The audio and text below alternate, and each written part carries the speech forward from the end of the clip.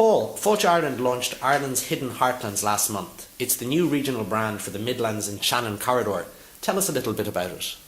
Yes, so we were delighted to unveil Ireland's Hidden Heartlands earlier this year as the new brand to cover those parts of the Midlands that hadn't already been covered by Ireland's ancient East.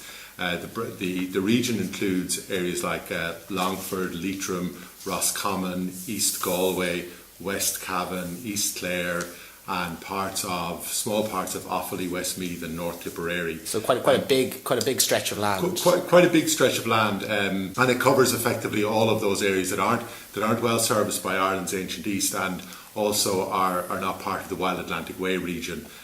So this now completes the full jigsaw of branding for Ireland, and gives something for those counties, for that area that hadn't previously been well covered with Fáilte Ireland brands. A really powerful brand to get behind and leverage to grow tourism in those regions.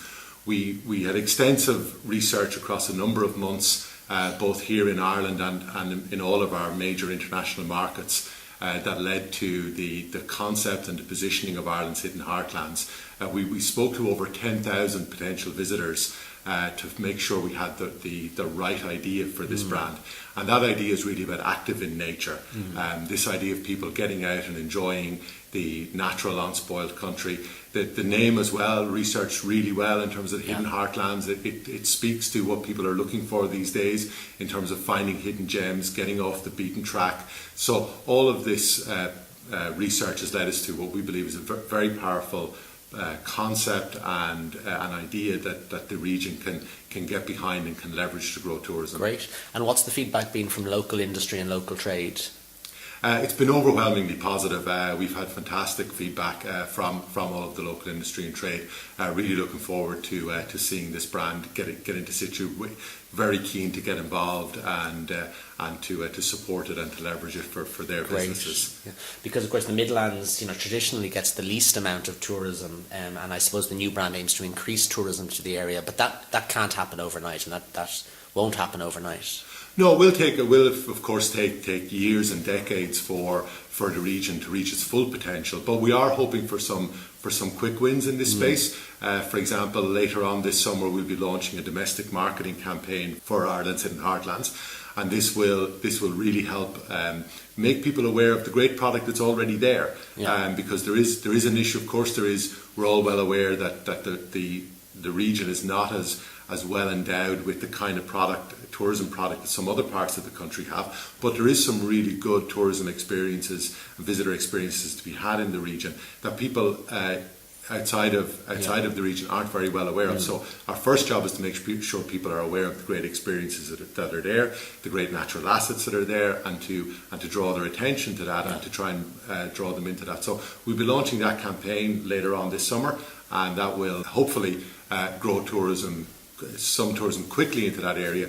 But then of course over time it will take us longer to get into international markets and to help businesses there get ready for international visitors. And the domestic marketing campaign later this year, will that be across TV, billboards, newspapers, all the kind of traditional media channels? Yes, it will. It'll be a full through the line campaign, including television and all of the digital and other media formats. Great.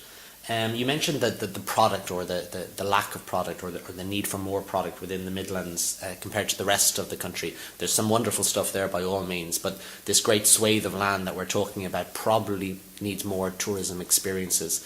Do Fáilte Ireland have any particular plans in that area over the next few years? Yes, we've already approved funding for two master plans for development. One is to look at the Shannon corridor and see how the Shannon can be best leveraged for tourism development.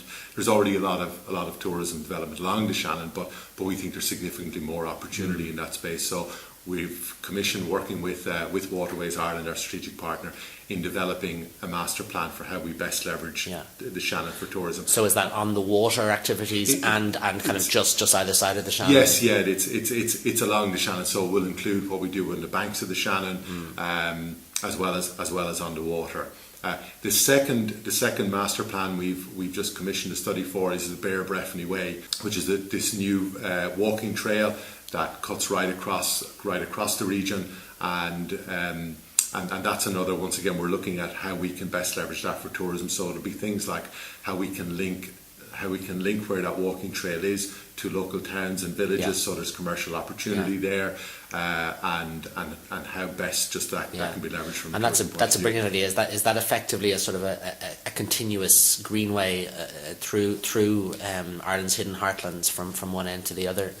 Yeah, that's effectively a continuous walking trail. Now it's not a greenway in the sense of we would be familiar with a tarmac cycle greenway that we would have in over near Westport, but it is a walking trail, off-road walking trail that runs all the way from Northern Ireland all the way down to the Beara Peninsula. So it extends well outside of this region as well, but it cuts down through the middle of this region, and we think is a significant asset to the region. And of course, in addition to the Shannon and the Beara Breffni Way, another great tourism product that's coming into that area is Centre Parks, and that Centre Parks is going to transform the tourism impact that's had in County Longford and the surrounding areas, and it also supports our brand really well in terms of our active in nature proposition. So I think both our brand supports Centre Parks and Centre Parks supports our brand. So we're really looking forward to the to the launch of Centre Parks and the transformation that's going to make the tourism in that area. You mentioned before that the final piece of the jigsaw has been put in place, because we now have 4 regional brands. We have Dublin, Wild Atlantic Way, Ireland's Ancient East, and of course now Ireland's Hidden Heartlands. So is that the full suite? Yes, that is the full suite. We now have all of the geography of Ireland covered with a regional experience brand, and we think that this is really important. And not only when we launched Ireland's Hidden Heartlands did we launch Ireland's Hidden Heartlands, but in doing so, we also defined what's the Wild Atlantic Way region. Yes. So we've defined not just the Wild Atlantic Way route itself, but the region that can now leverage off that route, and we'll be working with that region as well around developing looped drives and gateway towns and other mechanisms that entire western region can leverage the Wild Atlantic Way to grow their business. So we have one for everyone in the audience, as they would say. But we think that's important. We have a mechanism now. We were determined to do this, to have a mechanism that would enable every tourism business to connect up from their individual business right the way through regional brand structure into overall brand Ireland. So there's a mechanism for people to go from the very top element of, and help the information flow and the visitor understanding to go from the very high level of I want to come to holidays to Ireland, all the way down to I'll now rent a bike from this bike hire, or I'll stay in this hotel, etc. And of course, each of the brands resonates both with the domestic market and the international tourist. So there's business there from a variety of markets for local industry. Absolutely, absolutely they do, and also importantly, the brands together tell a really powerful story of Ireland, because if you like, the Wild Atlantic Way has got this rugged Atlantic coastal scenery. Ireland's Ancient East has got 5,000 years of history and storytelling. Dublin has got this vibrant city side by side with nature, and now Ireland's Hidden Heartlands has got this active in nature. So that is a super way to describe the Ireland offering to an international visitor, to describe all of, and that's hitting the button of all of the things that are motivating people to travel to Ireland in particular. We're telling that full story across those brands. And of course, each of them needs long-term investment, so it's something we as the industry representative body are keen to lobby for, that the resources for your office are increased, both in terms of staff and money, to allow the long-term investment that's required to allow these brands to develop into the future.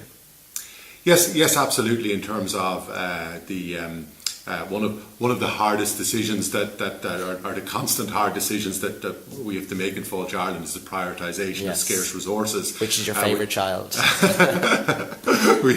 As every parent knows, you can't have a favourite child. You've got to love them all equally, and work with the strengths that they all have. Absolutely. But yes, in terms of there is a fantastic abundance of opportunities for tourism in Ireland, but we do need to invest in order to leverage those. But I suppose it's not just about Fáilte Ireland's investment; it's also how we work with our strategic partners, be they the Office of Public Works or Cuilcha or National Parks and Wildlife or Waterways Ireland. We've also recently signed a memorandum of understanding with the City and County Managers Association to improve how we work with the local authorities, and how, because they're key players in development of tourism assets as well in their region. So from a lot of what we're trying to do is work across to make sure we deliver a whole of government approach to maximise the tourism potential. And we're also working with, for example, Department of Rural Affairs and the investments that they have. So that's a lot of our work, and of course then really importantly as well supporting the industry and trying to facilitate and encourage as much private sector investment as we can into there's a lot of stakeholders. You're in the role now, and it's a busy role as we can tell, for, is it 12 months or 18 months nearly at this stage, CEO of Fáilte Ireland. How are you enjoying it? Because you were new to tourism, and how do you think the next few years will pan out? I mean, not that anyone has a crystal ball, but there are opportunities there, and there are also challenges. Yes, yeah. Well, I'm really enjoying the role. Thank you very much for asking.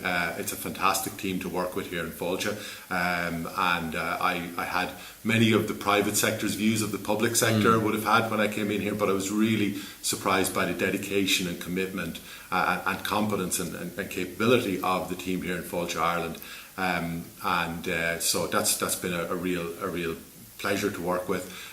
In terms of we're absolutely committed to have tourism drive the largest possible economic contribution to Ireland as we possibly can do.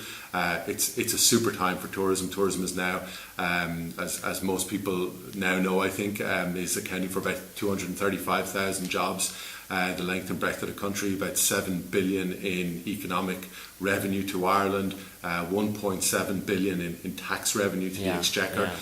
So big contributions, growing very well.